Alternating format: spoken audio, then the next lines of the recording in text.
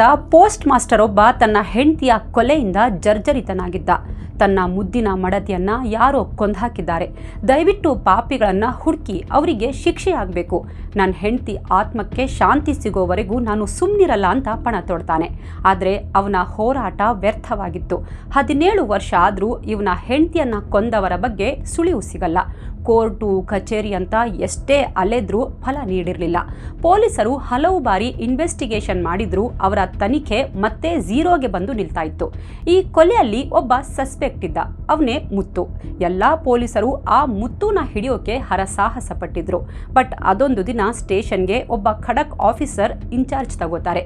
ಕೆಲವೇ ದಿನಗಳಲ್ಲಿ case crack ಮಾಡಿ ಆರೋಪಿಯನ್ನ ಕಂಬಿ ಹಿಂದೆ ತಳ್ತಾರೆ. ಇವರ ತನಿಖೆಗೆ ಹೆಲ್ಪ್ ಆಗಿದ್ದು ಆ ಮನೆಯ ಬಾಗಿಲು. ಡೆಮಾಲಿಷ್ ಆಗಿದ್ದ ಮನೆಯನ್ನ ಮತ್ತೆ ಬಿಲ್ಡ್ ಮಾಡಿಸಿ ಆ ಅಧಿಕಾರಿ ಪ್ರಕರಣ ಭೇದಿಸ್ತಾರೆ. 17 ವರ್ಷ ಪೊಲೀಸರು ಎಂಥ ಬ್ಲಂಡರ್ ಮಾಡಿದ್ರು ಅಂದ್ರೆ ನಿಜಕ್ಕೂ ಇವರ ಕಾರ್ಯವೈಖರಿ ಬಗ್ಗೆ ಬೇಸರವಾಗುತ್ತೆ. ಹಾಗಿದ್ರೆ ಏನಿದು ಸ್ಟೋರಿ? ಎಲ್ಲಾಗಿರೋದು ಈ ಕೊಲೆ? ಸತ್ತವಳು ಯಾರು? ಕೊಂದವರು ಯಾರು? ಕೊಲೆಗೆ ಕಾರಣ ಏನು? 17 ವರ್ಷ ಆರೋಪಿ ಪೊಲೀಸರಿಂದ ಹೇಗೆ ತಪ್ಪಿಸಿಕೊಂಡಿದ್ದ? ಪೊಲೀಸರ ಪ್ಲಾನ್ ಹೇಗಿತ್ತು? ಇದೆಲ್ಲದರ ಬಗ್ಗೆ ನಮ್ಮ ಇವತ್ತಿನ ಸ್ಟೋರಿಯಲ್ಲಿ ಹೇಳ್ತೀವಿ. ನಾನು ಸಮೀನಾ. ನಮ್ಮ ಇವತ್ತಿನ ಸ್ಟೋರಿ ಸ್ಟಾರ್ಟ್ ಆಗೋದು ಕೇರಳದಿಂದ.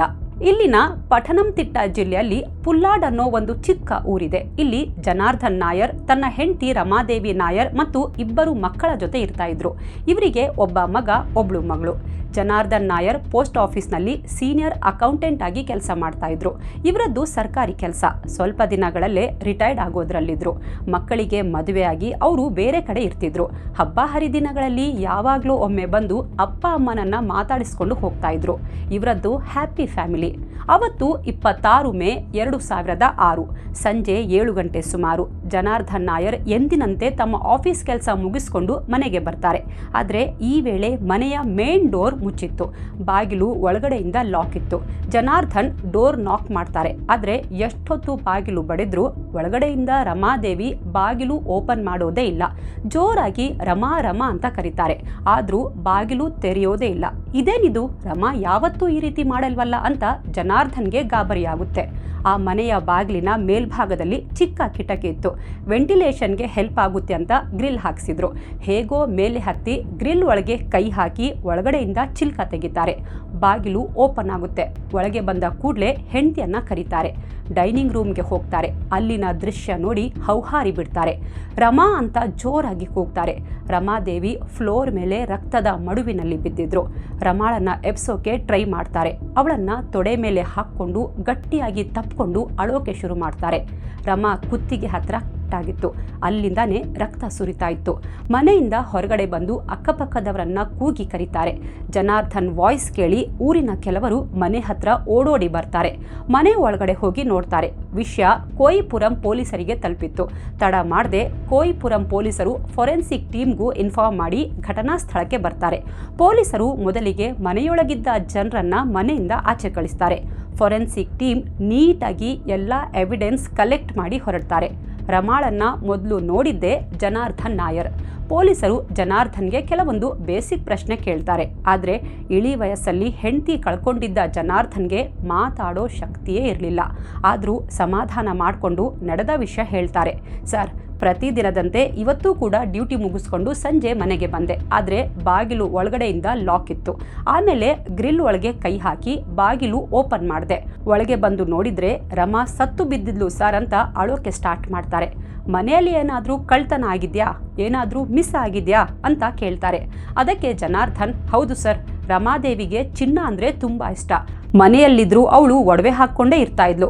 ನಾನು ಬೆಳಗ್ಗೆ ತಿಂಡಿ ತಿನ್ಕೊಂಡು ಆಫೀಸ್ಗೆ ಹೊರಟಾಗ ಅವಳು ಮಾಂಗಲ್ಯ ಸರ, ಕಿವಿಯೋಲೆ, ಬಳೆ, ಉಂಗುರ ಎಲ್ಲ ಹಾಕ್ಕೊಂಡಿದ್ಲು. ಬಟ್ ಅವಳು ಸತ್ತು ಬಿದ್ದಿದ್ದಾಗ ನೋಡಿದರೆ ಅವಳ ಮೈ ಮೇಲೆ ಏನೂ ಇರಲಿಲ್ಲ. ಕೊಲೆ ಮಾಡಿದ ನಂತರ ಪಾಪಿಗಳು ಎಲ್ಲ ಲೂಟಿ ಮಾಡಿದ್ದಾರೆ ಅಂತ ಹೇಳ್ತಾರೆ.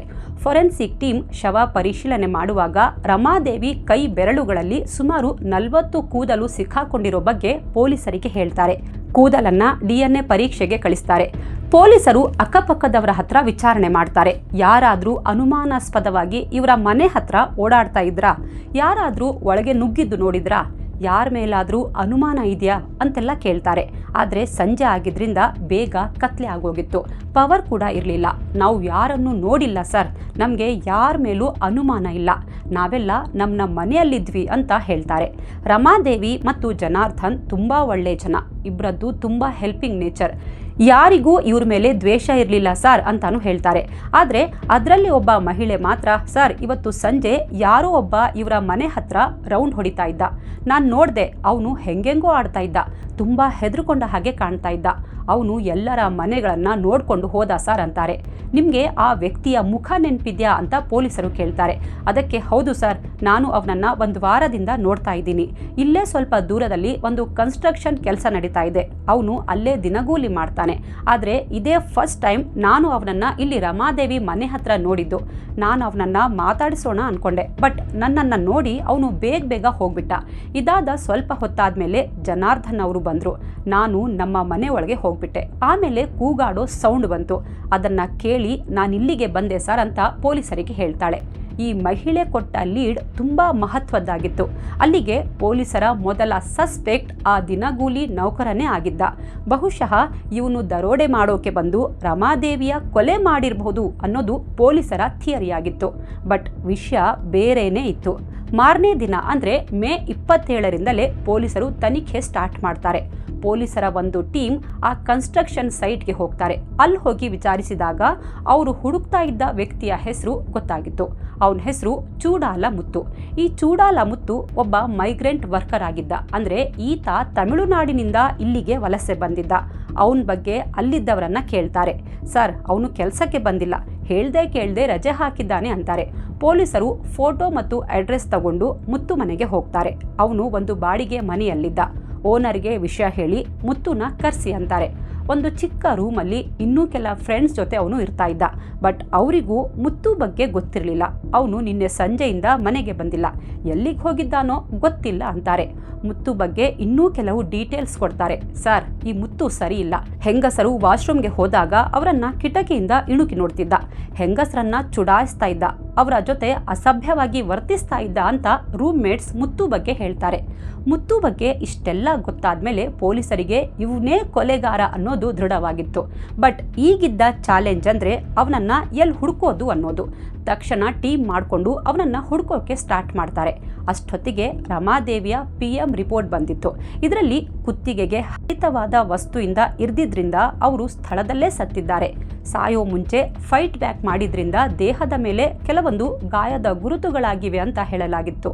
ಬಟ್ ಅವಳ ಕೈಯಲ್ಲಿದ್ದ ಕೂದಲಿನ ಬಗ್ಗೆ ಏನೂ ಗೊತ್ತಾಗಿರಲಿಲ್ಲ. ದೇಹವನ್ನು ಕುಟುಂಬದವರಿಗೆ ಕೊಡ್ತಾರೆ. ಜನಾರ್ದನ್ ತನ್ನ ಪತ್ನಿಯ ಅಂತ್ಯ ಸಂಸ್ಕಾರ ಮಾಡಿ ಮುಗಿಸ್ತಾರೆ. ಹೀಗೆ ಹಲವು ದಿನಗಳು ಕಳೆದು ಹೋಗುತ್ತವೆ. ಪೊಲೀಸರು ಮುತ್ತುನನ್ನ ಅವನ ಕುಟುಂಬದವರನ್ನ ಹುಡುಕ್ತಾನೆ ಇದ್ರು. ಆದರೆ ಮುತ್ತು ಬಗ್ಗೆ ಏನೂ ಕ್ಲೂ ಸಿಗಲ್ಲ. ಪ್ಯಾರಲಲ್ಲಿ ಜನಾರ್ದನ್ ಕುಟುಂಬದ ಬಗ್ಗೆಯೂ ತನಿಖೆ ಮಾಡ್ತಾರೆ. ಜನಾರ್ದನ್ ನಾಯರ್ಗೆ ಒಬ್ಬ ತಮ್ಮನಿದ್ದ. ಇವನು ಕ್ರಿಮಿನಲ್. ತನ್ನ ಹೆಂಡತಿಯನ್ನ ಕೊಲೆ ಮಾಡಿ 6 ವರ್ಷ ಜೈಲಲ್ಲಿ ಶಿಕ್ಷೆ ಅನುಭವಿಸಿ ಬಂದಿದ್ದ. ಪೊಲೀಸರಿಗೆ ಈ ವಿಷಯ ಗೊತ್ತಾದಾಗ ಬಹುಶಃ ಅವನೇ ಏನಾದರೂ ಅತ್ತಿಗೆಯನ್ನ ಕೊಲೆ ಮಾಡಿರಬಹುದಾ ಅಂತ ಡೌಟ್ ಪಡ್ತಾರೆ. ಈಗ ಜನಾರ್ದನ್ ತಮ್ಮ ಸಸ್ಪೆಕ್ಟ್ ನಂಬರ್ 2 ಆಗಿದ್ದ. ಈ ಮಧ್ಯೆ ಒಡವೆ ದುಡ್ಡು ದೋಚೋಕೆ ರಮಾದೇವಿಯನ್ನ ಮುತ್ತುನೇ ಕೊಲೆ ಮಾಡಿದ್ದಾನೆ ಅನ್ನೋ ಸುದ್ದಿ ವೈರಲ್ ಆಗ್ಬಿಡುತ್ತೆ. ಹಾಗಾಗಿ ಎಲ್ಲರ ಅನುಮಾನ ಮುತ್ತು ಮೇಲಿತ್ತು. ಆದರೆ 1 ವರ್ಷ ಆದರೂ ಮುತ್ತು ಯಾರ ಕೈಗೂ ಸಿಗಲ್ಲ. ಗ್ರಾಮ ಪಂಚಾಯತ್ ಸದಸ್ಯರೆಲ್ಲ ಸೇರಿ ಪ್ರತಿಭಟನೆ ಮಾಡೋಕೆ ಮುಂದಾಗ್ತಾರೆ. ಅವ್ರ ಜೊತೆ ಜನಾರ್ದನ್ ಕೂಡ ಇದ್ದ. ನನ್ನ ಹೆಂಡತಿಯ ಕೊಲೆಗಡುಕನನ್ನ ಬೇಗ ಹಿಡಿಬೇಕು, ಪೊಲೀಸರು ಸರಿಯಾಗಿ ತನಿಖೆ ಮಾಡ್ತಿಲ್ಲ ಅಂತ ಆಕ್ರೋಶ ವ್ಯಕ್ತಪಡಿಸ್ತಾರೆ. ಪೊಲೀಸರು ಎಲ್ಲರನ್ನೂ ಸಮಾಧಾನ ಮಾಡಿ ಕಳಿಸ್ತಾರೆ. ಆದರೆ ಇತ್ತ ಪೊಲೀಸರು ಕೂಡ ಸುಮ್ಮನೆ ಕೂತಿರ್ಲಿಲ್ಲ, ಮುತ್ತುಗಾಗಿ ಹುಡುಕ್ತಾನೆ ಇದ್ರು. ಬಟ್ ಹೀಗೆ 2 ವರ್ಷ ಕಳೆದು ಹೋಗುತ್ತೆ. ಆದರೂ ಕೊಲೆಗಾರನ ಸುಳಿವು ಸಿಗಲ್ಲ. ಜನಾರ್ದನ್ಗೆ ಪೊಲೀಸರ ಮೇಲೆ ಹೋಪ್ಸ್ ಕಮ್ಮಿ ಆಗಿತ್ತು. ಹೀಗೆ ಆದರೆ ನನ್ನ ಮಡದಿಯ ಸಾವಿಗೆ ನ್ಯಾಯ ಸಿಗಲ್ಲ, ಅವಳ ಆತ್ಮಕ್ಕೆ ಶಾಂತಿ ಸಿಗಲ್ಲ ಅಂತ ಯೋಚಿಸ್ತಾರೆ. ಜನಾರ್ದನ್ಗೆ ಕಾನೂನಿನ ಬಗ್ಗೆ ಸ್ವಲ್ಪ ನಾಲೆಜ್ ಇತ್ತು. ಲೋಕಲ್ ಪೊಲೀಸರಿಂದ ಈ ಕೇಸ್ ಸಾಲ್ವ್ ಆಗಲ್ಲ ಅಂದ್ಕೊಂಡು ಸೀದಾ ಕೇರಳ ಹೈಕೋರ್ಟ್ಗೆ ಒಂದು ಅರ್ಜಿ ಹಾಕ್ತಾರೆ. ಹೆಂಡತಿ ಕೊಲೆಯಾಗಿ 2 ವರ್ಷ ಆದರೂ ಲೋಕಲ್ ಪೊಲೀಸರು ಏನೂ ಮಾಡ್ತಿಲ್ಲ ಅಂತ ಅರ್ಜಿಯಲ್ಲಿ ಡೀಟೇಲ್ ಆಗಿ ಬರೀತಾರೆ. ಇವರ ಅರ್ಜಿಯನ್ನ ಪರಿಗಣಿಸಿದ ಕೋರ್ಟ್ ಈ ಕೇಸ್ನ ಸ್ಟೇಟ್ ಕ್ರೈಮ್ ಬ್ರಾಂಚ್ಗೆ ಟ್ರಾನ್ಸ್ಫರ್ ಮಾಡುತ್ತೆ. ಇಲ್ಲಿಂದ ಕ್ರೈಮ್ ಬ್ರಾಂಚ್ ಈ ಕೇಸ್ನ ಸೀರಿಯಸ್ ಆಗಿ ತಗೊಂಡು ಇನ್ವೆಸ್ಟಿಗೇಷನ್ ಸ್ಟಾರ್ಟ್ ಮಾಡುತ್ತೆ. ಕೇಸ್ ಮತ್ತೆ ಆರಂಭದಿಂದ ಸ್ಟಾರ್ಟ್ ಮಾಡ್ತಾರೆ. CBI ಹತ್ರನೂ ಇದ್ದದ್ದು ಇಬ್ಬರೇ ಸಸ್ಪೆಕ್ಟ್, ಒಬ್ಬ ಮುತ್ತು, ಮತ್ತೊಬ್ಬ ರಮಾ ಮೈದುನ. ಅಂದ ಹಾಗೆ ಹೇಳೋದು ಮರ್ತೆ, ಕೊಲೆಯಾದಾಗ ರಮಾದೇವಿ ಕೈಯಲ್ಲಿದ್ದ ಕೂದಲಿನ DNA ರಿಪೋರ್ಟ್ ಬಂದಿತ್ತು. ಬಟ್ ಹಿಂದಿನ ಪೊಲೀಸರಿಗೆ ಅದರಲ್ಲಿ ಏನೂ ಮಹತ್ವದ ಕ್ಲೂ ಸಿಕ್ಕಿರಲಿಲ್ಲ. ರಿಪೋರ್ಟ್ನ ಕ್ರೈಮ್ ಬ್ರಾಂಚ್ ಕೂಡ ಸ್ಟಡಿ ಮಾಡ್ತಾರೆ. ಮೊದಲಿಗೆ ಜನಾರ್ದನ್ ತಮ್ಮನ DNA ಜೊತೆ ಅದನ್ನ ಮ್ಯಾಚ್ ಮಾಡ್ತಾರೆ. ಆಶ್ಚರ್ಯ ಅಂದ್ರೆ ರಿಪೋರ್ಟ್ ಮ್ಯಾಚ್ ಆಗಲ್ಲ. ಅಂದ್ರೆ ಆ ಕೂದಲು ಅವನದ್ದಾಗಿರ್ಲಿಲ್ಲ. ಅಲ್ಲಿಗೆ ಜನಾರ್ದನ್ ತಮ್ಮನನ್ನ ಸಸ್ಪೆಕ್ಟ್ ಲಿಸ್ಟ್ ನಿಂದ ತೆಗೆದು ಬಿಡ್ತಾರೆ. ಇನ್ನು ಅವರ ಲಿಸ್ಟ್ ನಲ್ಲಿ ಉಳಿದಿದ್ದವನು ಒಬ್ನೇ, ಮುತ್ತು. ಇಲ್ಲಿ ಪೊಲೀಸರು ದೊಡ್ಡ ಬ್ಲಂಡರ್ ಮಾಡಿದ್ರು. ಅದೇನು ಅಂತ ಮುಂದೆ ಹೇಳ್ತೀವಿ. ಕ್ರೈಮ್ ಬ್ರಾಂಚ್ ಇವನನ್ನ ಹೇಗಾದ್ರೂ ಮಾಡಿ ಹಿಡಿಲೇಬೇಕು ಅಂತ ಫೀಲ್ಡ್ಗೆ ಇಳಿತಾರೆ. ತಮ್ಮೆಲ್ಲ ಇನ್ಫಾರ್ಮರ್ಗಳನ್ನ ಆಕ್ಟಿವ್ ಮಾಡ್ತಾರೆ.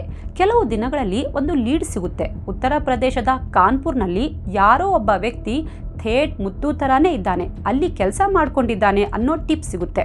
ಕೂಡಲೇ ಸ್ಟೇಟ್ ಕ್ರೈಮ್ ಬ್ರಾಂಚ್ ಟೀಮ್ ಕಾನ್ಪುರ್ಗೆ ಹೋಗುತ್ತೆ. ನೋಡೋಕೆ ಮುತ್ತು ಥರಾನೇ ಇದ್ದ ಆ ವ್ಯಕ್ತಿಯನ್ನ ಎಳ್ಕೊಂಡು ಬಂದು ವಿಚಾರಣೆ ಸ್ಟಾರ್ಟ್ ಮಾಡ್ತಾರೆ. ಬಟ್ ಅವನು ಮುತ್ತು ಆಗಿರಲಿಲ್ಲ. ಹಾಗಾಗಿ ಅವನನ್ನ ಬಿಟ್ಟು ಕಳಿಸ್ತಾರೆ. ಸ್ಟೇಟ್ ಕ್ರೈಮ್ ಬ್ರಾಂಚ್ ಇನ್ವೆಸ್ಟಿಗೇಷನ್ ಆರಂಭಿಸಿ 1 ವರ್ಷ ಆಗುತ್ತೆ. ಆದ್ರೂ ಏನೂ ಪ್ರೋಗ್ರೆಸ್ ಆಗಲ್ಲ. ವಿಚಿತ್ರ ಅಂದ್ರೆ ರಮಾದೇವಿ ಸತ್ತ ಅದೇ ಜಾಗದಲ್ಲಿ, ಅಂದ್ರೆ ಜನಾರ್ದನ್ ನಾಯರ್ ಅವರ ಮನೆಯ ಡೈನಿಂಗ್ ರೂಮಲ್ಲೇ ಜನಾರ್ದನ್ ಅವರ ತಮ್ಮ ಕೂಡ ತೀರ್ ಹೋಗ್ತಾನೆ. ಇದು ಕೂಡ ಅನ್ಯಾಚುರಲ್ ಡೆತ್ ಅಂತ ಕೇಸ್ ದಾಖಲಾಗುತ್ತೆ. ಯಾವಾಗ CBIನವರಿಗೂ ಈ ಕೇಸ್ ಕ್ರ್ಯಾಕ್ ಮಾಡೋಕೆ ಆಗಲ್ವೋ ಮತ್ತೆ ಜನಾರ್ದನ್ ಕೋರ್ಟ್ಗೆ ಅರ್ಜಿ ಹಾಕ್ತಾರೆ. ಆಗ ನ್ಯಾಯಾಲಯ ಒಂದು ಸ್ಪೆಷಲ್ ಟೀಮ್ ಮಾಡಿ ತನಿಖೆ ಮಾಡಿ ಅಂತ ಆದೇಶ ಕೊಡುತ್ತೆ. ಅದರಂತೆ ಸ್ಪೆಷಲ್ ಇನ್ವೆಸ್ಟಿಗೇಷನ್ ಟೀಮ್ ರೆಡಿ ಆಗುತ್ತೆ. ಈಗ ಹೊಸ ಟೀಮ್ ಕೇಸ್ ತನಿಖೆ ಆರಂಭಿಸಿತ್ತು. ಅವರು ಕೂಡ ಈ ಮುತ್ತುನನ್ನೇ ಬೆನ್ನು ಬೀಳ್ತಾರೆ. ಯಾರೂ ಕೂಡ ಬೇರೆ ಆಂಗಲ್ನಲ್ಲಿ ಯೋಚನೆ ಮಾಡಲ್ಲ. ಇದು ನಿಜಕ್ಕೂ ದುರಂತವೇ ಸರಿ. ಅಟ್ಲೀಸ್ಟ್ ಬೇರೆ ಆಯಾಮದಲ್ಲಿ ತನಿಖೆ ಮಾಡಿದ್ರೆ ಏನಾದರೂ ಕ್ಲೂ ಸಿಕ್ಕಿರೋದು. ಬಟ್ ಎಲ್ಲರ ಮನಸ್ಸಲ್ಲೂ ಮುತ್ತುನೇ ಕೊಲೆಗಾರ ಅನ್ನೋದು ಫಿಕ್ಸ್ ಆಗೋಗಿತ್ತು. ಈ ಸ್ಪೆಷಲ್ ಟೀಮ್ಗೂ ಮುತ್ತು ಸಿಗಲ್ಲ. ಅಲ್ಲಿಗೆ ರಮಾದೇವಿ ಕೊಲೆ ಫೈಲ್ ಸೈಡ್ಗೆ ಹಾಕ್ಬಿಡ್ತಾರೆ. ಮತ್ತೊಂದು ಕಡೆ ಜನಾರ್ದನ್ ಪೊಲೀಸರಿಗೆ ಪ್ರೆಷರ್ ಹಾಕ್ತಾನೆ ಇರ್ತಾರೆ. ಆದರೂ ಏನೂ ಪ್ರಯೋಜನ ಆಗಲ್ಲ. ಹೀಗೆ 16ರಿಂದ 17 ವರ್ಷ ಕಳೆದು ಹೋಗುತ್ತೆ. ವಿಶೇಷ ಅಂದರೆ ಈ 17 ವರ್ಷದಲ್ಲಿ 14 ಪೊಲೀಸರ ಟೀಮ್ ಈ ಕೇಸ್ ಇನ್ವೆಸ್ಟಿಗೇಟ್ ಮಾಡ್ತಾರೆ. ಆದರೂ ಕೇಸ್ ಸಾಲ್ವ್ ಆಗಲ್ಲ. ಪೆಂಡಿಂಗ್ ಲಿಸ್ಟ್ಗೆ ಸೇರಿಬಿಡುತ್ತೆ. ಈ ಮಧ್ಯೆ ಜನಾರ್ದನ್ ಕೂಡ ಹತಾಶರಾಗಿ ಸುಮ್ಮನಾಗ್ಬಿಡ್ತಾರೆ. ಕೆಲಸದಿಂದ ರಿಟೈರ್ಡ್ ಕೂಡ ಆಗೋಗ್ತಾರೆ. ವಿಶೇಷ ಅಂದರೆ ಕೊಲೆಯಾದ 2 ವರ್ಷದ ನಂತರ ಮನೆಯನ್ನು ಮಾರಿಬಿಡ್ತಾರೆ. ಮನೆ ಖರೀದಿ ಮಾಡಿದವರು ಆ ಮನೆಯನ್ನು ಡೆಮಾಲಿಷ್ ಮಾಡಿ ಹೊಸ ಮನೆ ಕಟ್ತಾರೆ. ಮಕ್ಕಳು ಕೂಡ ದೂರ ಇದ್ದಿದ್ದರಿಂದ ಜನಾರ್ದನ್ ತನ್ನ ಜಮೀನು ಪ್ರಾಪರ್ಟಿ ಎಲ್ಲ ಮಾರಿ ತ್ರಿಶೂರ್ನಲ್ಲಿರ್ತಿದ್ದ ಮಗನ ಮನೆಗೆ ಬಂದು ಸೆಟ್ಲ್ ಆಗಿಬಿಡ್ತಾರೆ. ಇಲ್ಲಿ ನೋಟ್ ಮಾಡೋ ವಿಚಾರ ಅಂದರೆ ಅಮ್ಮ ಕೊಲೆಯಾಗಿ ಇಷ್ಟು ವರ್ಷ ಆದರೂ ಜನಾರ್ದನ್ ಇಷ್ಟೆಲ್ಲ ಹೋರಾಟ ಮಾಡ್ತಿದ್ರು. ಮಕ್ಕಳು ಮಾತ್ರ ಒಂದಿನಾನು ಜನಾರ್ದನ್ಗೆ ಸಪೋರ್ಟ್ ಮಾಡಲು ಬಂದಿರಲಿಲ್ಲ. ಇಬ್ರೂ ತಮ್ಮ ತಮ್ಮ ಕೆಲಸದಲ್ಲಿ ನಿರತರಾಗಿದ್ರು. ಬಟ್ ಜನಾರ್ದನ್ ಮಾತ್ರ ತನ್ನ ಮಡದಿ ಕೇಸ್ ತನಿಖೆ ಸ್ಟಾಪ್ ಆದ್ರೂ ಆಗಾಗ್ಗೆ ಪೊಲೀಸ್ ಸ್ಟೇಷನ್ಗೆ ಹೋಗಿ ವಿಚಾರಿಸ್ತಾ ಇದ್ದ. ಹಾಗಾಗಿ ಪೊಲೀಸರು ಒಲ್ಲದ ಮನಸ್ಸಿನಿಂದನೇ ಕೇಸ್ ಬಗ್ಗೆ ಆಗಾಗ್ಗೆ ತನಿಖೆ ಮಾಡ್ತಾ ಇದ್ರು. ಹೀಗಿರುವಾಗ ಒಮ್ಮೆ 2019ರಲ್ಲಿ ಒಂದು ಕ್ಲೂ ಸಿಗುತ್ತೆ. ಅವರಿಗೆ ಸಿಕ್ಕ ಲೀಡ್ ಆಧರಿಸಿ ಹೈದರಾಬಾದ್ಗೆ ಬರ್ತಾರೆ. ಇಲ್ಲಿ ಅಂಬಾ ಸಮುದ್ರಂ ಅನ್ನೋ ಮಹಿಳೆ ಸಿಕ್ಕಿದ್ಲು. ಅವಳಿಗೆ ವಯಸ್ಸು 57. ಇನ್ಫ್ಯಾಕ್ಟ್ ಮುತ್ತು ಮತ್ತು ಅಂಬಾ ಸಮುದ್ರಂ ಕೇರಳದಲ್ಲಿ ಜೊತೆಯಲ್ಲೇ ಕೆಲಸ ಮಾಡ್ತಾ ಇದ್ರು. ಪೊಲೀಸರು ಮುತ್ತು ಬಗ್ಗೆ ವಿಚಾರಿಸ್ತಾರೆ. ಸರ್, ನಾವಿಬ್ರು ಮೊದಲು ತಮಿಳುನಾಡಿನ ಟೆಂಕಾಸಿ ಏರಿಯಾದಲ್ಲಿ ಇರ್ತಿದ್ವಿ. ಕನ್ಸ್ಟ್ರಕ್ಷನ್ ನಡೆಯುವಾಗ ಮುತ್ತು ರಮಾ ಅಕ್ಕನ ಹತ್ರ ಹೋಗ್ತಾ ಬರ್ತಾ ಮಾತಾಡ್ತಾ ಇದ್ದ. ಅವನು ತುಂಬಾ ಒಳ್ಳೆಯವನು. ಅವನಿಗೆ 27 ವರ್ಷ ಅಷ್ಟೇ. ರಮಾದೇವಿ ಮತ್ತು ಮುತ್ತು ಮಾತಾಡ್ತಾ ಇದ್ದದ್ದು ನಾನೇ ನೋಡಿದ್ದೆ. ಅವನು ಅವರನ್ನ ಕೊಲೆ ಮಾಡೋಕ್ಕೆ ಚಾನ್ಸೇ ಇಲ್ಲ. ಅವನಿಗೆ ಹುಡುಗಿಯರ ಹುಚ್ಚಿತ್ತು ನಿಜ. ಆದ್ರೆ ಕೇರಳದಲ್ಲಿ ಒಬ್ಬ ಹುಡುಗಿಯನ್ನ ಇಷ್ಟಪಡ್ತಾ ಇದ್ದ. ಅವಳ ಹೆಸರು ಅರ್ಪುತಾಮಣಿ. ರಮಾ ಅಕ್ಕನ ಕೊಲೆಯಾದ ರಾತ್ರಿ ಅರ್ಪುತಾಮಣಿಯನ್ನ ಓಡಿಸ್ಕೊಂಡು ಹೋಗೋ ಪ್ಲಾನ್ ಇತ್ತು. ಅದಕ್ಕೆ ಅವನು ಆ ದಿನ ಫುಲ್ ಟೆನ್ಷನ್ನಲ್ಲಿದ್ದ. ನೀವು ಕೊಲೆ ಕೇಸಲ್ಲಿ ಅವನನ್ನ ಹುಡುಕ್ತಾ ಇದ್ದೀರಾ, ಲಾಕ್ ಮಾಡಿಬಿಡ್ತೀರಾ ಅನ್ನೋ ವಿಷಯ ಗೊತ್ತಾಗಿ ಹೆದರ್ಕೊಂಡು ಎಸ್ಕೇಪ್ ಆಗಿಬಿಟ್ಟ ಅಂತಾಳೆ. ಈಗೆಲ್ಲಿದ್ದಾನೆ ಅಂದರೆ ನನಗೆ ಗೊತ್ತಿಲ್ಲ ಸರ್ ಅಂದ್ಬಿಡ್ತಾಳೆ. ಪೊಲೀಸರು ಅಂಬಾ ಸಮುದ್ರಂ ಕೊಟ್ಟ ಮಾಹಿತಿ ಆಧರಿಸಿ ಕ್ರಾಸ್ ಚೆಕ್ ಮಾಡ್ತಾರೆ. ಅವಳು ಹೇಳಿದ್ದು ನಿಜ ಆಗಿತ್ತು. ಆ ರಾತ್ರಿ ಅವನು ಅರ್ಪುತಾಮಣಿಯನ್ನ ಕರ್ಕೊಂಡು ಓಡ್ ಹೋಗೋ ಪ್ಲಾನ್ ಹಾಕೊಂಡಿದ್ದ. ಅದಕ್ಕಾಗಿ ಅವತ್ತು ಅವನು ರಮಾ ಮನೆ ಹತ್ರ ಟೆನ್ಷನ್ನಲ್ಲಿ ಓಡಾಡ್ತಾ ಇದ್ದ ಅನ್ನೋದು ಪಕ್ಕ ಆಗಿತ್ತು. ಆದ್ರೂ ಮುತ್ತು ಸಿಗೋವರೆಗೂ ಪೊಲೀಸರು ಯಾವುದೇ ಕನ್ಕ್ಲೂಷನ್ಗೆ ಬರೋಕೆ ತಯಾರಿರಲಿಲ್ಲ. ಈ ಕೇಸ್ನಲ್ಲಿ ತುಂಬಾ ಆಫೀಸರ್ಸ್ ಕೆಲಸ ಮಾಡಿದ್ರು. ಎಷ್ಟೋ ಅಧಿಕಾರಿಗಳ ಟ್ರಾನ್ಸ್ಫರ್ ಆಯಿತು. ವಿಚಿತ್ರ ಅಂದ್ರೆ ಬಂದವರೆಲ್ಲರೂ ಬರೀ ಮುತ್ತುನ ಹುಡುಕಿದ್ರು ವಿನಃ ಬೇರೆ ಯಾವ ಆಂಗಲ್ನಲ್ಲೂ ತನಿಖೆ ಮಾಡಲಿಲ್ಲ. ಹೀಗಿರುವಾಗ ಅದು 2023 ಜೂನ್ ತಿಂಗಳು ಸ್ಟೇಷನ್ಗೆ ಹೊಸದಾಗಿ ಇನ್ಸ್ಪೆಕ್ಟರ್ ಒಬ್ರು ಅಪಾಯಿಂಟ್ ಆಗ್ತಾರೆ. ಅವರು ತುಂಬಾ ದಕ್ಷ, ಖಡಕ್ ಮತ್ತು ಇಂಟೆಲಿಜೆಂಟ್ ಆಫೀಸರ್ ಅಂತಾನೆ ಫೇಮಸ್ ಆಗಿದ್ರು. ಅವ್ರ ಹೆಸರು Sunil Raj. Inspector Sunil Raj station charge ತಗೊಂಡ ಕೆಲವು ದಿನಗಳಲ್ಲಿ ಪೆಂಡಿಂಗ್ ಫೈಲ್ಸ್ ತರಿಸ್ಕೊಂಡು ಚೆಕ್ ಮಾಡ್ತಾರೆ. ಇವರ ಕಣ್ಣು ರಮಾದೇವಿ ಕೇಸ್ ಮೇಲೆ ಬೀಳುತ್ತೆ. ಆ ಫೈಲ್ ಮೇಲೆ ಆದಷ್ಟು ಬೇಗ ಕೇಸ್ ಸಾಲ್ವ್ ಮಾಡಿ ಅಂತ ಕೋರ್ಟ್ ಆರ್ಡರ್ ಮಾಡಿರೋ ಬಗ್ಗೆ ಗಮನಿಸ್ತಾರೆ. ಯಾಕೋ ಅವರಿಗೆ ಈ ಕೇಸ್ ತುಂಬ ಇಂಟ್ರೆಸ್ಟಿಂಗ್ ಅನ್ನಿಸ್ತು. ರಮಾದೇವಿ ರಿಲೇಟೆಡ್ ಎಲ್ಲ ಡಾಕ್ಯುಮೆಂಟ್ಸ್ ಸ್ಟಡಿ ಮಾಡ್ತಾರೆ. ಜನಾರ್ದನ್, ಮುತ್ತುಸ್ವಾಮಿ, ಜನಾರ್ದನ್ ತಮ್ಮ, ಮುತ್ತು ಬಗ್ಗೆ ಹೇಳಿದ್ದ ಆ ಮಹಿಳೆ, ಮುತ್ತು ಗರ್ಲ್ ಫ್ರೆಂಡ್ ಎಲ್ಲರ ಹೇಳಿಕೆಗಳನ್ನು ಸೂಕ್ಷ್ಮವಾಗಿ ಸ್ಟಡಿ ಮಾಡ್ತಾರೆ. ಗಂಡ ಜನಾರ್ದನ್ ಸ್ಟೇಟ್ಮೆಂಟ್ ಪ್ರಕಾರ ಅವರು ಆ ದಿನ ಆಫೀಸ್ ಮುಗಿಸ್ಕೊಂಡು ಮನೆಗೆ ಬಂದಿದ್ರು. ಡೋರ್ ಒಳಗಡೆಯಿಂದ ಲಾಕ್ ಇತ್ತು. ಇವರು ಹೊರಗಡೆ ನಿಂತ್ಕೊಂಡು ಹೆಂಡತಿಯನ್ನ ಕರೆದಾಗ ಡೋರ್ ಓಪನ್ ಮಾಡಿಲ್ಲ. ಆಗ ಬಾಗಿಲಿನ ಮೇಲಿದ್ದ ಗ್ರಿಲ್ ಒಡೆದು ಅದರಲ್ಲಿ ಕೈ ಹಾಕಿ ಚಿಲ್ಕ ತೆಗೆದು ಒಳಗಡೆ ಹೋದ್ರು. ಡೈನಿಂಗ್ ರೂಮ್ನಲ್ಲಿ ಹೆಂಡತಿ ಶವವಾಗಿ ಬಿದ್ದಿದ್ಲು. ಇದನ್ನು ಓದುವಾಗ ಅವರ ತಲೆಗೆ ಕೆಲವು ಪ್ರಶ್ನೆ ಕಾಡಿದ್ವು. ಜನಾರ್ದನ್ ಅದು ಹೇಗೆ ಬಾಗಿಲು ಓಪನ್ ಮಾಡಿರಬಹುದು? ಅವರಿಗೆ ವಯಸ್ಸಾಗಿತ್ತು. ಇಷ್ಟ ಮೇಲೆ ಅದು ಹೇಗೆ ಹತ್ತಿದ್ರು? ಗ್ರಿಲ್ ಒಳಗೆ ಕೈ ಹಾಕಿ ಹೇಗೆ ಬಾಗಿಲು ತೆಗೆದ್ರು? ಈ ಪ್ರಶ್ನೆಗಳು ಅವರ ತಲೆಗೆ ಬಂದಿದ್ವು. ಅಂದರೆ ಈ 17 ವರ್ಷದಲ್ಲಿ ಯಾವೊಬ್ಬ ಅಧಿಕಾರಿಗೂ ಈ ಪ್ರಶ್ನೆಗಳು ಕಾಡಿರಲಿಲ್ಲ. ಇದು ಸಿಲ್ಲಿ ಅನ್ನಿಸಬಹುದು, ಬಟ್ ಇಲ್ಲೇ ಇರೋದು ಇಂಟ್ರೆಸ್ಟಿಂಗ್ ಪಾಯಿಂಟ್. ಯಾವುದೇ ಕ್ರೈಮ್ ನಡೆದಾಗ ಕ್ರೈಮ್ ಸೀನಲ್ಲಿ ಸಿಗೋ ಅತ್ಯಂತ ಚಿಕ್ಕ ಕ್ಲೂ ಕೂಡ ದೊಡ್ಡ ದೊಡ್ಡ ಕ್ರೈಮ್ ಸಾಲ್ವ್ ಮಾಡಿಬಿಡುತ್ತೆ. ಸುನೀಲ್ ರಾಜ್ ಅವರ ತಲೆಗೆ ಹೊಕ್ಕ ಈ ಪ್ರಶ್ನೆಗಳೇ ರಮಾ ಕೊಲೆಗಾರನನ್ನ ಪತ್ತೆ ಮಾಡೋದ್ರಲ್ಲಿತ್ತು. ಈ ಕೇಸ್ನಲ್ಲಿ ಪೊಲೀಸರು ಮಾಡಿದ್ದ ತನಿಖೆಯಲ್ಲಿ ಹಲವು ಲೂಪ್ ಹೋಲ್ಗಳಿದ್ವು. ಸುನೀಲ್ ರಾಜ್ ಅವರು ಮೊದಲು ಅವುಗಳನ್ನು ಲಿಸ್ಟ್ ಮಾಡ್ತಾರೆ. ಕೊಲೆ ನಡೆದಾಗ ಫೊರೆನ್ಸಿಕ್ ಟೀಮ್ ಮಾತ್ರ ತುಂಬಾ ಚೆನ್ನಾಗಿ ಎಲ್ಲ ಡೀಟೇಲ್ಸ್ನ ಪಾಯಿಂಟ್ ಮಾಡಿದ್ರು.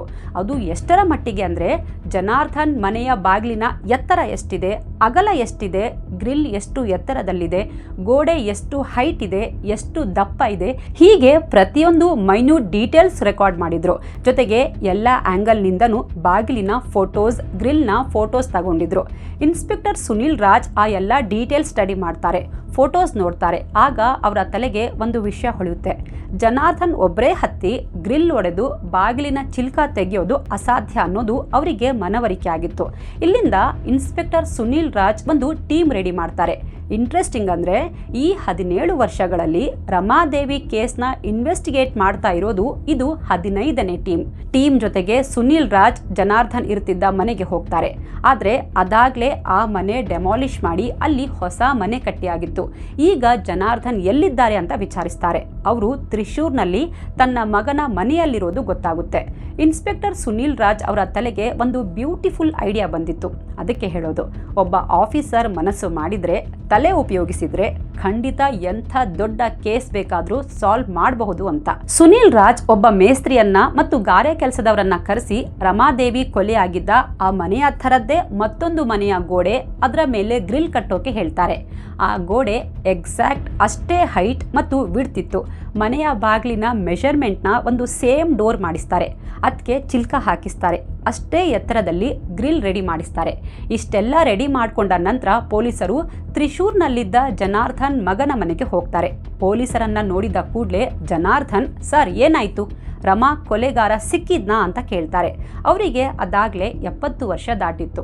ಹೌದು, ನಮಗೆ ಒಂದು ಕ್ಲೂ ಸಿಕ್ಕಿದೆ, ನೀವು ನಮ್ಮ ಜೊತೆ ಬನ್ನಿ, ಒಂದ್ಸಲ ನೋಡಿ ಕನ್ಫರ್ಮ್ ಮಾಡಿ ಅಂತಾರೆ. ಸರಿ ಅಂತ ಪೊಲೀಸರ ಜೊತೆ ಹೊರಡ್ತಾರೆ. ಹೀಗೆ ಅದು ಇದು ಮಾತಾಡ್ತಾ, ಅಂಕಲ್ ಆ ದಿನ ಏನಾಯಿತು ಅಂತ ಪೊಲೈಟ್ ಆಗಿ ಕೇಳ್ತಾರೆ. ಜನಾರ್ದನ್ ಸ್ವಲ್ಪ ತಡಬಡಾಯಿಸ್ಕೊಂಡು ಯೋಚನೆ ಮಾಡಿಕೊಂಡು ಸ್ಟೋರಿ ಹೇಳ್ತಾನೆ. ಆದರೆ ಜನಾರ್ದನ್ ಮೊದಲು ಕೊಟ್ಟಿದ್ದ ಸ್ಟೇಟ್ಮೆಂಟ್ಗೂ ಈಗ ಹೇಳ್ತಿರೋ ಕಥೆಗೂ ತುಂಬ ಡಿಫ್ರೆನ್ಸ್ ಇತ್ತು. ವಯಸ್ಸಾಗಿದೆ ಅಲ್ವಾ, ಅದಕ್ಕೆ ಮರ್ತು ಹೋಗಿರ್ಬೋದು ಅಂತ ಅಂದ್ಕೊಂಡೆ ಪೊಲೀಸರು ತಾವು ಗೋಡೆ ಕಟ್ಟಿಸಿದ ಜಾಗಕ್ಕೆ ಕರ್ಕೊಂಡು ಬರ್ತಾರೆ. ಆ ಗೋಡೆ ನೋಡಿದ ಕೂಡಲೇ ಜನಾರ್ದನ್ ಸಣ್ಣದಾಗಿ ಬೆವರೋಕೆ ಆರಂಭಿಸಿದ್ದ. ಇನ್ಸ್ಪೆಕ್ಟರ್ ಸುನೀಲ್ ರಾಜ್ ಅವರು, ಅಂಕಲ್ ಆವತ್ತು ನೀವು ಹೇಗೆ ಬಾಗಿಲು ಓಪನ್ ಮಾಡಿದ್ರಿ ಅದೇ ಥರ ಇವತ್ತು ಓಪನ್ ಮಾಡಿ ತೋರಿಸ್ತೀರಾ ಅಂತಾರೆ. ಮೊದಲಿಗೆ ಜನಾರ್ದನ್, ಅಯ್ಯೋ ಆಗ ಹೇಗೋ ಹತ್ತಿ ಓಪನ್ ಮಾಡಿದೆ, ಈಗ ವಯಸ್ಸಾಗಿದೆ, ನನ್ನ ಕೈಲಿ ಆಗಲ್ಲ ಅಂತ ಡ್ರಾಮಾ ಮಾಡ್ತಾರೆ. ಬಟ್ ಪೊಲೀಸರು ಗೋಡೆಯ ಸುತ್ತ ನಿಂತ್ಕೊಂಡಿದ್ರು. ಅಂಕಲ್ ಆಗುತ್ತೆ, ಟ್ರೈ ಮಾಡಿ ಅಂತ ಸುನೀಲ್ ರಾಜ್ ಅವರು ಸ್ವಲ್ಪ ಗಡುಸಾಗಿ ಹೇಳ್ತಾರೆ. ಅದಕ್ಕೆ ಜನಾರ್ದನ್ ತುಂಬ ಕಷ್ಟಪಟ್ಟು ಚಿಲ್ಕ ಓಪನ್ ಮಾಡೋಕ್ಕೆ ಟ್ರೈ ಮಾಡ್ತಾರೆ. ಆದರೆ ಚಿಲ್ಕ ತುಂಬ ದೂರ ಇತ್ತು. ಅವರ ಕೈ ಅಲ್ಲಿಗೆ ಎಟುಕ್ತಾನೆ ಇರಲಿಲ್ಲ. ಏನ್ ಮಾಡಿದ್ರು ಅವರಿಗೆ ಬಾಗಿಲ ಚಿಲ್ಕ ಓಪನ್ ಮಾಡೋಕೆ ಆಗೋದೇ ಇಲ್ಲ. ಇವನ ಒದ್ದಾಟ ನೋಡಿ ಪೊಲೀಸರು ಸರಿ ಬಿಡಿ ಹೋಗ್ಲಿ ನೀವಿನ್ನು ಹೊರಡಿ ಅಂತ ವಾಪಸ್ ಕಳಿಸ್ಬಿಡ್ತಾರೆ. ಈಗ ಇನ್ಸ್ಪೆಕ್ಟರ್ ಸುನಿಲ್ ರಾಜ್ ಅವರ ಶಂಕೆಯ ರಡಾರ್ನಲ್ಲಿ ಜನಾರ್ದನ್ ಅವರೇ ಇದ್ರು. ಅವತ್ತು ರಮಾದೇವಿ ಸತ್ತಾಗ ಆಕೆಯ ಕೈಯಲ್ಲಿ ಕೂದಲು ಇತ್ತಲ್ವಾ, ಅದರ DNA ರಿಪೋರ್ಟ್ ಎಲ್ಲಿದೆ ಅಂತ ತಮ್ಮ ಟೀಮ್ನ ಕೇಳ್ತಾರೆ. ಇದೇ ಸರ್ ಕೊಡ್ತೀವಿ ಅಂತ ಹೇಳಿ ಕಾನ್ಸ್ಟೇಬಲ್ ಒಬ್ರು ರಿಪೋರ್ಟ್ ತಂದು ಕೊಡ್ತಾರೆ. ಯಾರ್ಯಾರ DNA ಸ್ಯಾಂಪಲ್ ಮ್ಯಾಚ್ ಮಾಡಿದ್ರಿ ಅಂತ ಕೇಳ್ತಾರೆ. ಸರ್, ಜನಾರ್ದನ್ ಅವರ ತಮ್ಮನ DNA ಸ್ಯಾಂಪಲ್ ತಗೊಂಡು ಮ್ಯಾಚ್ ಮಾಡಿದ್ವಿ, ಬಟ್ ಅದು ಮ್ಯಾಚ್ ಆಗಲಿಲ್ಲ ಸರ್ ಅಂತಾರೆ. ತಕ್ಷಣ ಸುನಿಲ್ ರಾಜ್ ಅವರು ಈ ಜನಾರ್ದನ್ ಅವರ DNA ತಗೊಳ್ಳಿಲ್ವಾ ಅಂತ ಕೇಳ್ತಾರೆ. ಇಲ್ಲ ಸರ್, ಇನ್ವೆಸ್ಟಿಗೇಟ್ ಮಾಡಿದ ಯಾವ ಅಧಿಕಾರಿಗೂ ಅವರ ಮೇಲೆ ಡೌಟ್ ಬರಲಿಲ್ಲ, ಹಾಗಾಗಿ ಅವರ DNA ಟೆಸ್ಟ್ ಮಾಡಿಸಿಲ್ಲ ಅಂತಾರೆ. ಅದೂ ಅಲ್ಲದೆ ಹೆಂಡತಿ ಸತ್ತಾಗ್ಲಿಂದ ಜನಾರ್ದನ್ ಅವರು ತಮ್ಮ ಹೆಂಡತಿ ಸಾವಿಗೆ ನ್ಯಾಯ ಕೊಡಿಸೋಕೆ ಅಂತ ಕೋರ್ಟು ಕಚೇರಿ ಅಲ್ದಾಡ್ತಾ ಇದ್ದಾರೆ. ಅವ್ರು ಯಾಕೆ ಕೊಲೆ ಮಾಡಿರ್ತಾರೆ ಅಂತ ಎಲ್ಲರೂ ಸುಮ್ಮನಾದ್ರು ಸರ್ ಅಂತ ಆ ಸ್ಟೇಷನ್ನ ಹಳೆ ಪೊಲೀಸ್ ಒಬ್ರು ಹೇಳ್ತಾರೆ. ಇವರ ಮಾತು ಕೇಳಿದ ಇನ್ಸ್ಪೆಕ್ಟರ್ ಸುನಿಲ್ ರಾಜ್ ಅವರಿಗೆ ಕೋಪ ನೆತ್ತಿಗೇರಿತು. ಪೊಲೀಸರು ಇಂಥ ದೊಡ್ಡ ಬ್ಲಂಡರ್ ಮಾಡೋಕೆ ಸಾಧ್ಯನಾ ಅಂತ ಕುಪಿತರಾಗ್ತಾರೆ. ಸರಿ, ತಕ್ಷಣ ಜನಾರ್ದನ್ ಅವರ DNA ಸ್ಯಾಂಪಲ್ ತಗೊಂಡು ಟೆಸ್ಟ್ಗೆ ಕಳಿಸಿ ಇಮ್ಮಿಡಿಯೇಟ್ಲಿ ನನಗೆ ರಿಪೋರ್ಟ್ ತಂದುಕೊಡಿ ಅಂತ ಟೀಮ್ಗೆ ಸೂಚಿಸ್ತಾರೆ. ಅದರಂತೆ ಜನಾರ್ದನ್ ಅವರ ಕೆಲ ಕೂದಲನ್ನು ಕಲೆಕ್ಟ್ ಮಾಡಿ ಆ ಕೂದಲಿನ DNA ಟೆಸ್ಟ್ ಮಾಡಿಸ್ತಾರೆ. ಜನಾರ್ದನ್ ನಾಯರ್ ಕೂದಲಿನ DNA ರಿಪೋರ್ಟ್ ಬಂದಿತ್ತು. ಇಂಟ್ರೆಸ್ಟಿಂಗ್ ಅಂದರೆ ರಿಪೋರ್ಟ್ ಪಾಸಿಟಿವ್ ಆಗಿತ್ತು. ಅಂದರೆ ರಮಾದೇವಿ ಕೈಯಲ್ಲಿ ಸಿಕ್ಕಿದ್ದ ಕೂದಲು ಜನಾರ್ದನ್ನದ್ದೇ ಕೂದಲಾಗಿತ್ತು. ಈ ಕೆಲಸ ಮೊದಲು ಬಂದಿದ್ದ ಪೊಲೀಸರೇ ಮಾಡಬಹುದಿತ್ತು ಅಲ್ವಾ? ಇದೇ ದೊಡ್ಡ ಬ್ಲಂಡರ್ ಪೊಲೀಸರು ಮಾಡಿದ್ದು. ಅವರೆಲ್ಲರೂ ಮುತ್ತುಸ್ವಾಮಿ ಆ್ಯಂಗಲ್ ಬಿಟ್ಟು ಬೇರೆ ಏನನ್ನೂ ಯೋಚಿಸಲೇ ಇಲ್ಲ. ಅವತ್ತು 11 ಜುಲೈ 2023 ತ್ರಿಶೂರ್ಗೆ ಹೋಗಿ ಜನಾರ್ದನ್ನನ್ನು ಎತ್ತಾಕೊಂಡು ಬರ್ತಾರೆ. ಸ್ಟೇಷನ್ ಬೆಂಚ್ ಮೇಲೆ ಕೂರಿಸಿ ವಿಚಾರಣೆ ಸ್ಟಾರ್ಟ್ ಮಾಡ್ತಾರೆ. ನೋಡು ಜನಾರ್ದನ್, ನಿನ್ನ ವಯಸ್ಸಿಗೆ ಬೆಲೆ ಕೊಟ್ಟು ಮರ್ಯಾದೆಯಿಂದ ಕೇಳ್ತಾ ಇದ್ದೀನಿ, ನಿನ್ನ ಹೆಂಡತಿಯನ್ನು ಕೊಂದಿದ್ದು ಯಾರು ಹೇಳು ಅಂತಾರೆ. ನನಗೆ ಗೊತ್ತಿಲ್ಲ ಸರ್, ನಾನು 17 ವರ್ಷಗಳಿಂದ ನ್ಯಾಯಕ್ಕಾಗಿ ಫೈಟ್ ಮಾಡ್ತಾ ಇದ್ದೀನಿ. ನೀವು ನೋಡಿದರೆ ನನ್ನ ಮೇಲೆ ಡೌಟ್ ಪಡ್ತಾ ಇದ್ದೀರಾ. ನಾನು ಯಾಕೆ ನನ್ನ ಹೆಂಡತಿಯನ್ನು ಸಾಯಿಸ್ಲಿ ಅಂತ ಹೇಳ್ತಾ ಅಳೋಕೆ ಸ್ಟಾರ್ಟ್ ಮಾಡ್ತಾನೆ. ಮಕ್ಕಳನ್ನು ಕೂಡ ಸೆಪ್ರೇಟ್ ಆಗಿ ವಿಚಾರಣೆ ಮಾಡ್ತಾರೆ. ಅವರು ಕೂಡ ತಂದೆ ನಮ್ಮ ತಾಯಿಯನ್ನು ಕೊಲೆ ಮಾಡೋಕೆ ಚಾನ್ಸೇ ಇಲ್ಲ ಸರ್ ಅಂತ ಹೇಳಿದರು. ಆದರೆ ಈ ಬಾರಿ ಪೊಲೀಸರ ಬಳಿ ಸಾಲಿಡ್ ಎವಿಡೆನ್ಸ್ ಇತ್ತು. ಹಾಗಾಗಿ ಪಟ್ಟು ಬಿಡದೆ ಸ್ವಲ್ಪ ಖಡಕ್ ಆಗಿ ಜನಾರ್ದನ್ಗೆ ಬ್ಯಾಕ್ ಟು ಬ್ಯಾಕ್ ಪ್ರಶ್ನೆ ಕೇಳ್ತಾರೆ. ಜನಾರ್ದನ್ಗೆ ಹೆಚ್ಚು ಹೊತ್ತು ತಡೆಯೋಕ್ಕಾಗಲಿಲ್ಲ. ಹೌದು ಸರ್, ನಾನೇ ನನ್ನ ಹೆಂಡತಿಯನ್ನು ಕೊಲೆ ಮಾಡಿದ್ದು ಅಂತ ಹೇಳ್ಬಿಡ್ತಾನೆ. ಒಂದು ಕ್ಷಣ ಇಡೀ ಸ್ಟೇಷನ್ ಸ್ತಬ್ಧವಾಗಿತ್ತು. 17 ವರ್ಷಗಳಿಂದ ಸಾಲ್ವ್ ಆಗದೆ ಉಳಿದಿದ್ದ ಪ್ರಕರಣ ಕ್ರ್ಯಾಕ್ ಆಗಿತ್ತು. ಈ ಜನಾರ್ದನ್ ಕೊಲೆ ಮಾಡಿದ್ದಾನೆ ಅಂದರೆ ಎಲ್ಲರಿಗೂ ಆಶ್ಚರ್ಯ ಆಗಿತ್ತು. ಆ ಮೌನದಲ್ಲಿ ಕೇಳ್ತಾ ಇದ್ದದ್ದು ಜನಾರ್ದನ್ನ ಸಣ್ಣದಾದ ಅಳು ಮಾತ್ರ. ಸ್ವಲ್ಪ ಹೊತ್ತಿನ ಬಳಿಕ ಮತ್ತೆ ವಿಚಾರಣೆ ಸ್ಟಾರ್ಟ್ ಮಾಡ್ತಾರೆ. ಹೆಂಡತಿಯನ್ನು ನೀನು ಯಾಕೆ ಕೊಲೆ ಮಾಡದೆ ಹೇಳು ಅಂತಾರೆ. ಇಲ್ಲಿಂದ ಜನಾರ್ದನ್ ನಾಯರ್ ತನ್ನ ಕಥೆ ಸ್ಟಾರ್ಟ್ ಮಾಡ್ತಾನೆ. ಪೊಲೀಸರಿಗೆ ಇವನ ಅನುಮಾನದ ಪಿಶಾಚಿಯ ದರ್ಶನವಾಗಿತ್ತು. ಸರ್, ನನ್ನ ಹೆಸರು ಜನಾರ್ದನ್, ರಿಟೈರ್ಡ್ ಪೋಸ್ಟ್ ಮಾಸ್ಟರ್. ನನ್ನ ಹೆಂಡತಿ ರಮಾದೇವಿ, ನಮಗೆ 2 ಮಕ್ಕಳು. ಆಗ ನನ್ನ ಹೆಂಡತಿಗೆ 50 ವರ್ಷ. ನಾನು ನನ್ನ ಹೆಂಡತಿ ತುಂಬ ಚೆನ್ನಾಗಿದ್ವಿ. ಅವಳು ತುಂಬ ಮುದ್ದಾಗಿದ್ಲು. ನಾನು ತುಂಬ ಪ್ರೀತಿಸ್ತಾ ಇದ್ದೆ. ಬಟ್ ನನಗೆ ಅವಳ ಮೇಲೆ ಡೌಟ್ ಇತ್ತು. ಯಾವಾಗಲೂ ನನಗೆ ಅವಳು ಬೇರೆ ಯಾರ ಜೊತೆನೋ ಅಫೇರ್ ಇಟ್ಕೊಂಡಿದ್ದಾಳೆ ಅನಿಸ್ತಾ ಇತ್ತು. ಈ ಬಗ್ಗೆ 1-2 ಸಲ ನಾನು ಕೇಳಿದ್ದೆ. ಅದಕ್ಕೆ ಅವಳು ನನ್ನ ಜೊತೆ ಜಗಳ ಮಾಡಿದ್ಲು. ನಿಮ್ಗೇನು ಹುಚ್ಚು ಹಿಡಿದಿದ್ಯಾ, ಈ ವಯಸ್ಸಲ್ಲಿ ಏನು ಮಾತಾಡ್ತಾ ಇದ್ದೀರಾ ಅಂತ ರೇಗಾಡಿದ್ಲು ಸರ್ ಅಂತಾನೆ.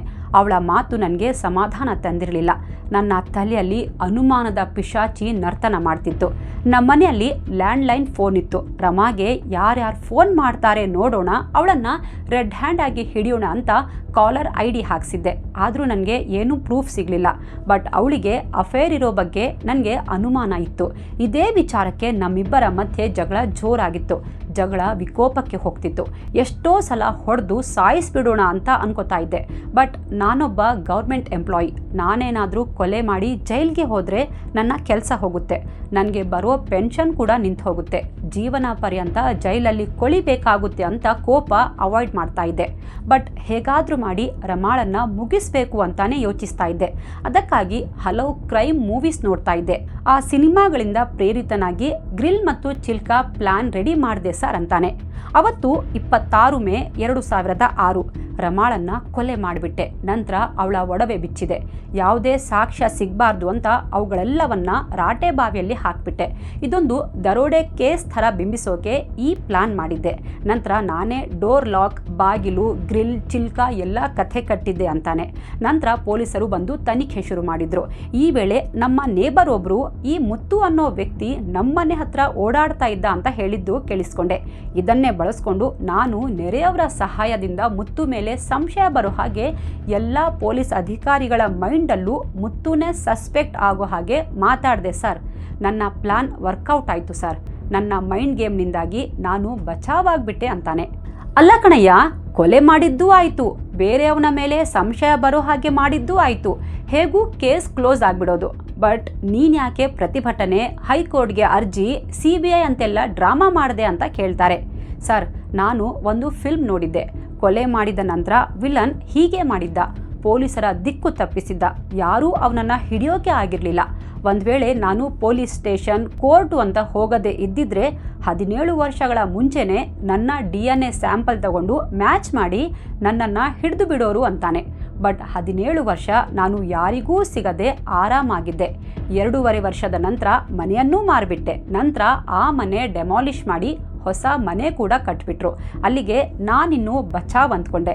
ರಿಟೈರ್ಡ್ ಲೈಫ್ ಹಾಯಾಗಿ ಕಳೆಯೋಣ ಅಂದ್ಕೊಂಡಿದ್ದೆ. ಬಟ್ ನೀವು ನನ್ನನ್ನು ಹಿಡಿದ್ಬಿಟ್ರಿ ಸರ್, ನೀವು ಸೂಪರ್ ಸರ್ ಅಂತ ಇನ್ಸ್ಪೆಕ್ಟರ್ ಸುನೀಲ್ ರಾಜ್ ಅವರಿಗೆ ಭೇಷ್ ಅಂತಾನೆ. ಇವನ ಮಾತುಗಳನ್ನು ಕೇಳಿ ಪೊಲೀಸರು ದಂಗಾಗಿದ್ರು. ಅಪ್ಪನ ಮಾತು ಕೇಳಿ ಮಕ್ಕಳು ಕಣ್ಣೀರು ಹಾಕಿದ್ರು. ಅನ್ಯಾಯವಾಗಿ ಅಮ್ಮನನ್ನು ಕೊಂದು ಹಾಕ್ಬಿಟ್ಟ ಅಂತ ಅಮ್ಮನ ನೆನೆಸ್ಕೊಂಡು ಗೋಳಾಡಿದ್ರು. ಹೀಗೆ 17 ವರ್ಷಗಳ ನಂತರ ಒಬ್ಬ ದಕ್ಷ ಇಂಟೆಲಿಜೆಂಟ್ ಆಫೀಸರ್ನಿಂದಾಗಿ ಕೊಲೆ ಕೇಸ್ ಭೇದಿಸಿದಂತಾಯಿತು. ಇಲ್ಲಿ ಇನ್ನೂ ಕೆಲವು ಪ್ರಶ್ನೆಗಳಿಗೆ ಉತ್ತರ ಸಿಕ್ಕಿಲ್ಲ.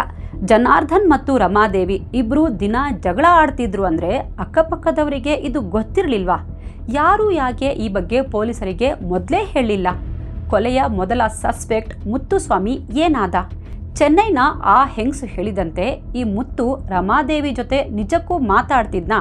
ರಮಾದೇವಿ ಕೈಯಲ್ಲಿ ಕೂದಲು ಸಿಕ್ಕ ಮೇಲೂ ಯಾಕೆ ಪೊಲೀಸರು ನಿರ್ಲಕ್ಷ್ಯ ತೋರಿದ್ರು?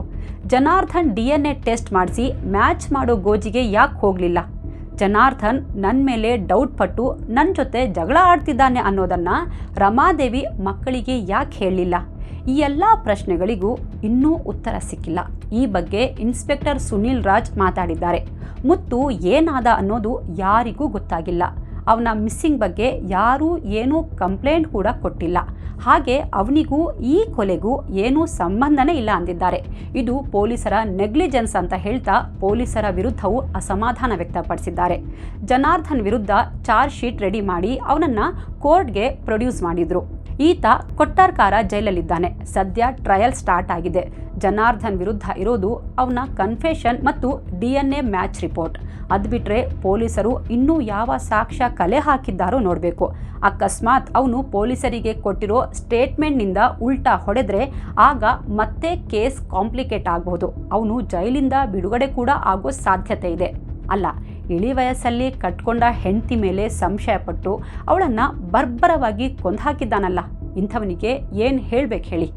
ಅಲ್ಲದೆ ಕೊಲೆ ಮಾಡಿ 17 ವರ್ಷ ಪೊಲೀಸರ ಜೊತೆಗೆ ಕಣ್ಣಾಮುಚ್ಚಾಲೆ ಆಟ ಆಡಿದ್ದಾನೆ ಅಂದರೆ ಇವನು ಇನ್ನೆಂಥ ಚಾಲಾಕಿ ಇರಬಹುದು. ಬಟ್ ಪಾಪಿ ಸಮುದ್ರಕ್ಕೆ ಹೋದರೂ ಮೊಣಕಾಲುದ್ದ ನೀರು ಅಂತಾರಲ್ಲ, ಹಾಗೆ ಯಾವತ್ತಿದ್ರೂ ಮಾಡಿದ ಅಪರಾಧಕ್ಕೆ ಬೆಲೆ ತೆರಲೇಬೇಕು ಅಲ್ವಾ? ಈ ಕೇಸ್ ಬಗ್ಗೆ ನಿಮಗೆ ಏನು ಅನಿಸುತ್ತೆ? ಕಾಮೆಂಟ್ ಮಾಡಿ ತಿಳಿಸಿ. ಹಾಗೆ ಇಂಥ ಮತ್ತಷ್ಟು ಕ್ರೈಮ್ ಸ್ಟೋರಿಗಳನ್ನು ನೋಡಬೇಕು ಅಂದರೆ ನಮ್ಮ ಚಾನಲ್ನ ಸಬ್ಸ್ಕ್ರೈಬ್ ಮಾಡಿ. ಇಷ್ಟ ಆದರೆ ಲೈಕ್, ಶೇರ್ ಮಾಡೋದನ್ನು ಮರಿಬೇಡಿ. Thank you so much.